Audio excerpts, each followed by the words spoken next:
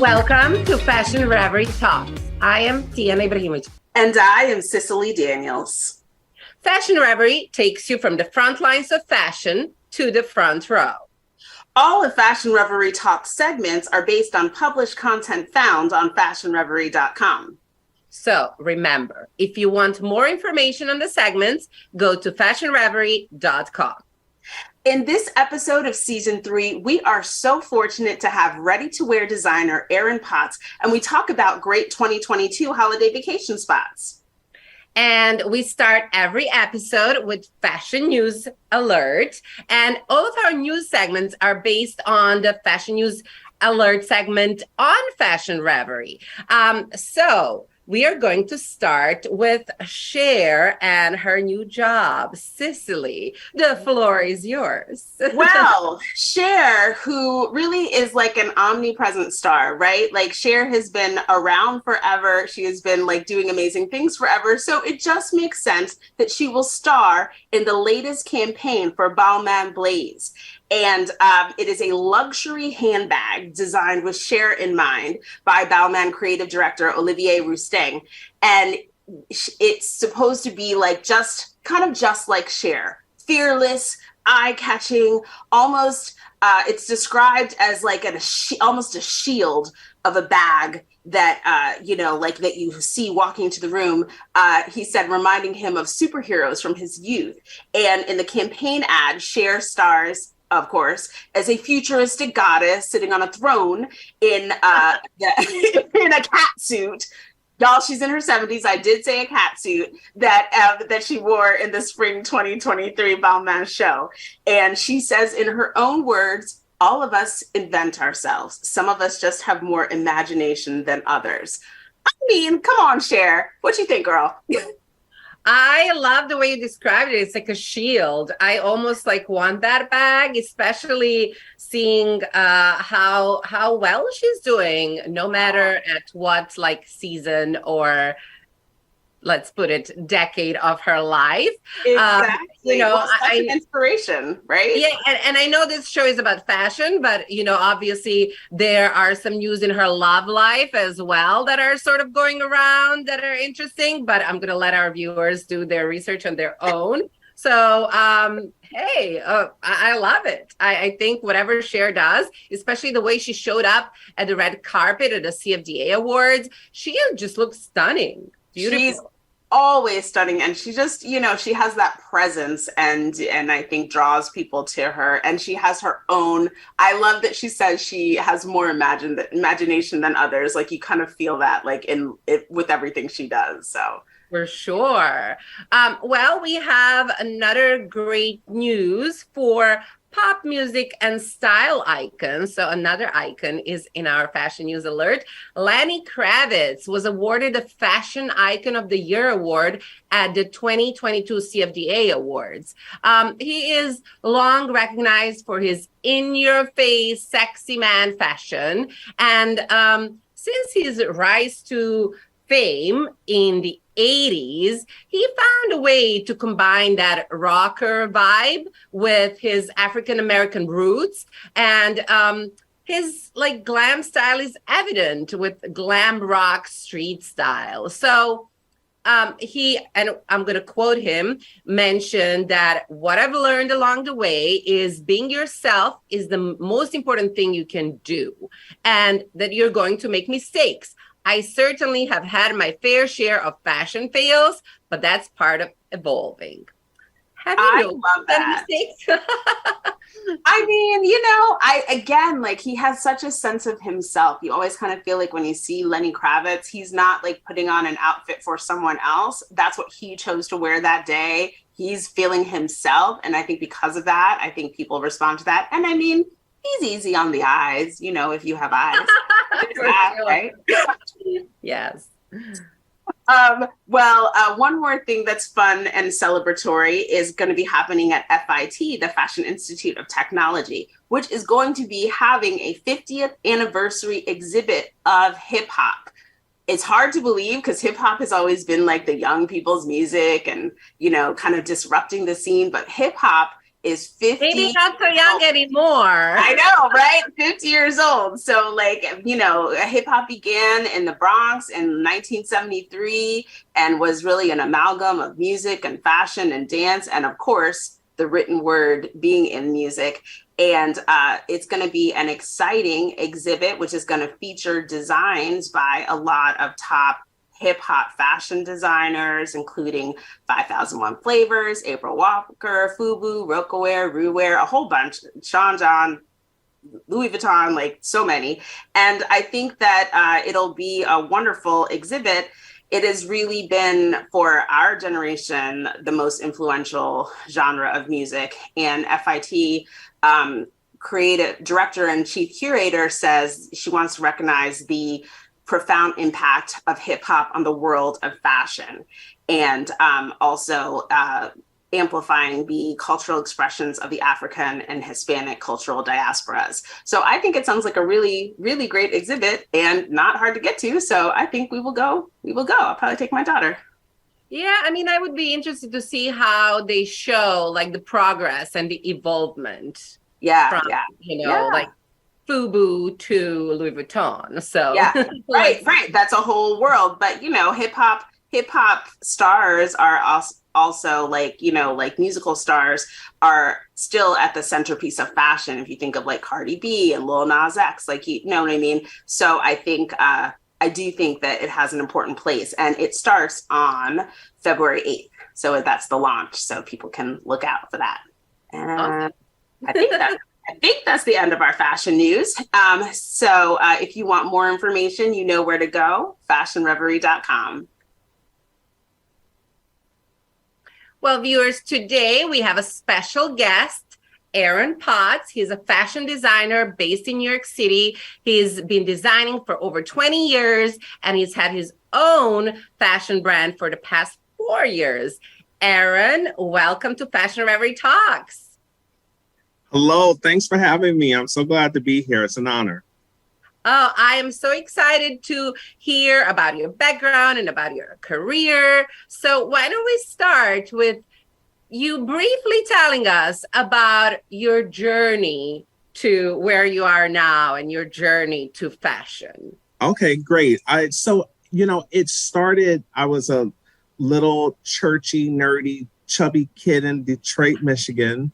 And I think, a lot of people in fashion, Black folks, our first introduction to fashion, a lot of times was church. So that really was very true for myself. That was really where I first had really seen what I consider the peacocks, and I was a kid that always loved glamour and beauty pageants and all of that stuff. And I happened upon a fashion class in high school. So I was actually able to take my love of all of those sort of glamorous things and actually put it to a real career. And that was where I learned about FIT and Parsons and all of those things. And I ended up going to Parsons and graduating and interning with Donna Karan and Marc Jacobs. And then I went on to have a career on 7th Avenue for many years, working for a lot of different brands, a lot of, American classic brands. So that's been my path in a nutshell. Brands?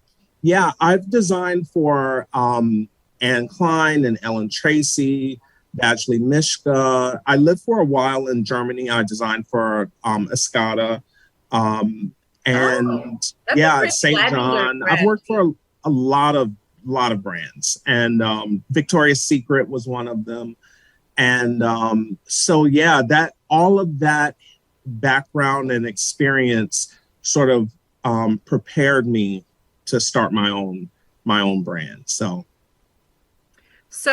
you are one of the current innovative fashion designers that's expanding where the fashion industry is going next. So where are you projecting that fashion is heading? For me, I can only sort of project what I want to do in fashion and what the rest of everyone else does. I hope everyone has their own path. But for me, where I really see is really almost making it a little bit more tribal in terms of by that, what I mean is, with fast fashion, we've had this sort of like over democratization of fashion. And it's a lot of stuff everywhere. It's a lot of stuff all the time. And for me, I really want to focus in on a smaller group of people that really are about creativity, embracing diversity, really having a real true sense of self-expression, making clothes that are practical, that work for their everyday lives, while still having what I call these like everyday editorial moments. You want to feel like you just walked off the runway, but it has to be in a way that's practical for your life. So for me, that's where I want to focus. I want to focus on speaking to that group of people and not trying to be everything to everybody. So, how would you describe the fashion DNA of your fashion brand, APOTTS? I also saw our friend Coco Mitchell in that editorial photo there. Yes. Coco actually is a longtime friend of mine. And that was my first time working with her for my brand and working with her professionally over all these years. And it was such an honor because what she represented in that lookbook and in that show was one of the things that I consider part of my DNA, which is about diversity. It's about, for me, I always want to show fashion and beauty, for me, what the world actually looks like. So that is about people of all ages, people of all sizes, people of all colors, people of all gender expressions. And I think that's at the core of what I do. And the other thing that's really important for me, two things. One is that I always lead with creativity. That is probably the most important thing for me, that I don't let my work be driven solely by business or solely by likes on Instagram or that sort of thing. It really has to be authentic creativity. And then authentic people will then be drawn to it. And the other thing for me is I have this really important sense of what I call sort of the working with my creative community. So over the years, I've worked with so many amazing people, models and pattern makers and print designers and all of these people. And a lot of times when you work in traditional fashion houses, you're very, very limited with your creative expression. So for me, I wanted to create a physical space, but mainly a mind space where we could all collaborate together and really make things that inspire us and that are creative and that speak to people on a deeper level than just a surface level thing. So that's really, those things I would say are the most important thing for me. And I want those things to be what draw people to the brand. And then, and hopefully we can pay some bills while we're doing it. But I've gotten to a point in my career, I've worked and I've done so much commercial stuff. I just want to have fun and be creative, and, speak to people that want creativity and individuality. So you sort of did answer who is your customer. Your customer is a wide range of creative minds, about people from the industry. Did I miss anything? What I found is it really is the customer a lot of times has a connection to a creative industry. So models, other designers, graphic designers, DJs, actresses, actors, it's all a lot of musicians. It's people who have a creative spirit and they're looking for a way to show their personal creative expression, and B, have things that are, most creative people I know are very busy and they travel a lot and they're doing a lot of things. So they need clothes that can be practical for their life. So that's what I'm finding. And I love it. You know, I love being able to connect with, you know, I've had Queen Latifah wear things and buy things. I've had, you know, tons of people from the dance world, from Alvin Ailey and Complexions, and Machine Gun Kelly just wore some things. And so like reaching these people that are the creative spirits, that was my intention. And I'm just so happy that that it's resonating. And what's your perception of masculinity and femininity in your collections?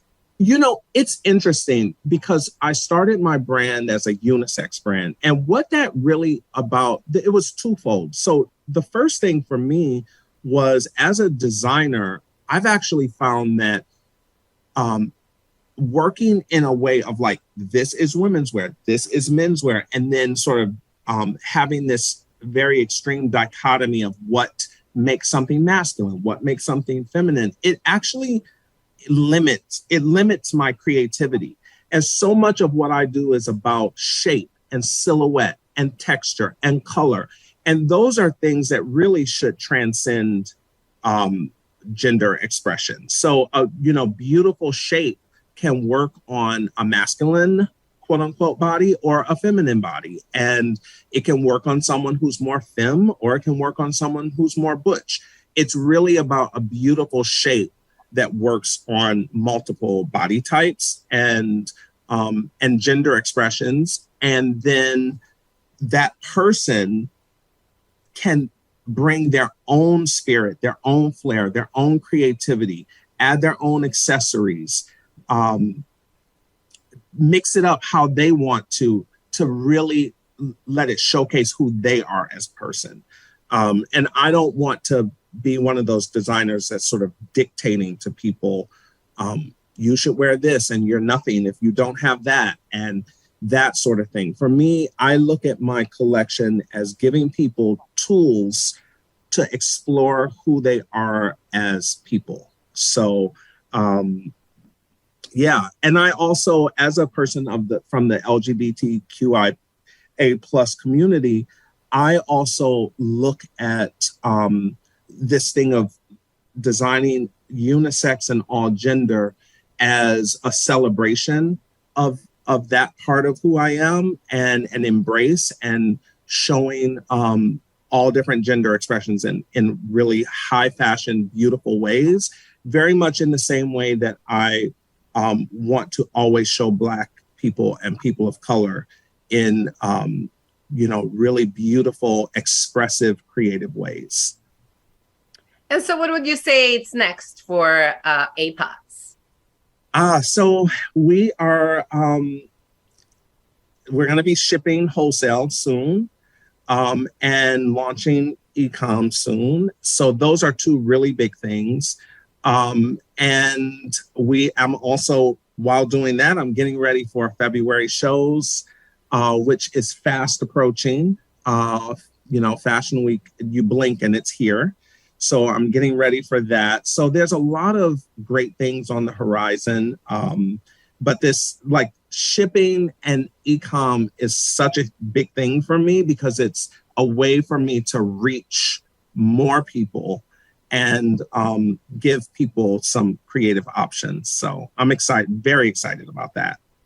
That's great. Congrats on that. And we'll see you in February at the fashion show. Yes. I hope you guys will be there. I'm so excited. Every show for me is like, I use as sort of a step forward to explore new things. So I hope you all are there to see it in person. Hope so too. All right, guys. Thank you so much. Bye.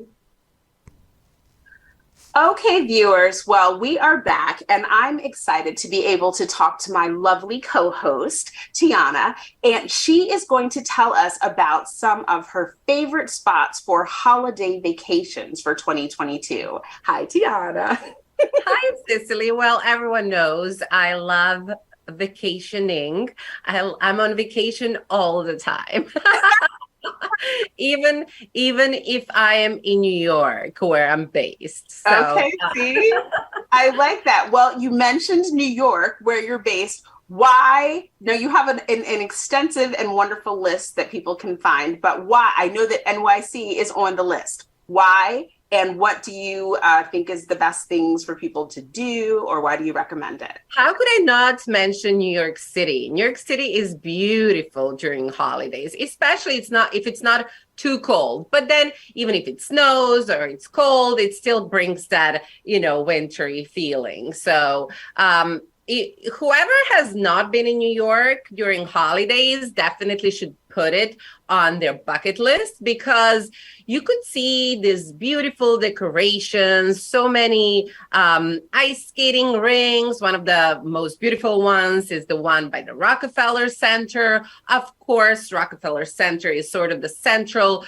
point of the whole Christmassy feeling, along with the big Christmas tree and with all the beautifully decorated windows in Bergdorf, Saks Fifth Avenue, so you can take a stroll around. And also, if you want to take a look at Roquettes are actually also close by on Sixth Avenue at the Radio City Music Hall. Yes, So, yes. And besides beautiful decorations and things to see that are sort of always there for every holiday, there are many Christmas markets. So if you want to go shopping, you have many options. And of course, don't stick only to Midtown. Midtown is a must-see if you've never been, but Union Square is beautifully decorated. Other neighborhoods and areas of New York City are great. But one of the most exciting things to see are Dyker Heights Christmas lights. It's like lots of lights displayed to enjoy in a neighborhood in Brooklyn. So because there are these people that decorate their homes, we've seen that in movies.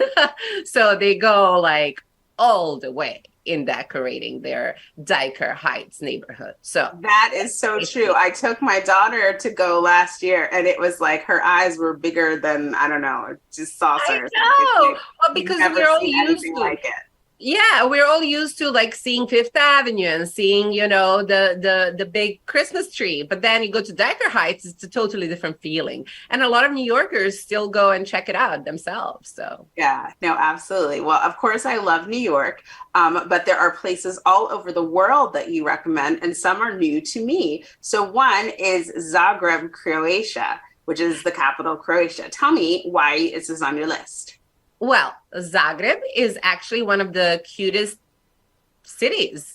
capitals in Europe. So if you haven't been, that should be on your list regardless to visit. But we're focused on the holidays. So Zagreb has actually been super popular among Europeans in the past few years because it became one of the best European Christmas markets in Europe. It was, I believe, the Christmas Market Commission. I'm not sure exactly who decides this every year, but their Christmas market was voted one of the best ones in the last 3 years, was the best Christmas market. So you definitely have to visit and check out all the stands. They serve like hot wine. So it's really fun to hang out and enjoy the holidays and the festivities. In Europe, in Catholic countries, usually they have this like Advent sort of celebration. So it's like 4 weeks before Christmas. It's where they start with the Christmas markets, with celebrations. And so it gets really festive. So as we get closer to Christmas, every Advent weekend is like more exciting. Of course, peak being Christmas. Yes, I love that idea of an extended holiday. You know, it was my birthday this week, Tijana, and I've told everyone I know that we're celebrating for the month. So I also like the idea of celebrating Christmas for several weeks leading up to it. So that's Of course. Well, fellow Scorpio, we are known for celebrating our birthday for at least a month. Yes, at least. Okay, so one more place I want you to tell me about that's on the list is Merida in the Yucatan in Mexico. Tell me about, why is that on the list? So I actually just visited Merida in Yucatan. And I didn't know much about it. I went for the Day of the Dead. They have this beautiful, like, huge celebration. It lasts for days, but what's special about Merida and the state of Yucatan is that they have a living, vibrant Mayan community. So, like, there are traditional like rituals that they presented, and they were pretty impressive. The city is not far from the beach, but also has all these beautiful colonial homes that turned into like hotels and restaurants and coffee shops. So it's something to see, and the weather is nice. So if where you're coming from it's getting a little chilly, it's totally nice to warm up a little bit. It's great for shopping. It's great for food, and there's a lot of things to visit around Merida. That sounds lovely. Well, there are even more cities chosen on the list around the world, so I recommend that everyone go to read Tijana's fabulous article on fashionreverie.com. Thank you, Tijana. Thank you, Cicily. Well, viewers, that's it for this episode of Fashion Reverie Talks. We would like to thank our guest, APOTTS. And for information on these and other stories, go to fashionreverie.com. Thanks so much for watching. We'll see you guys next time.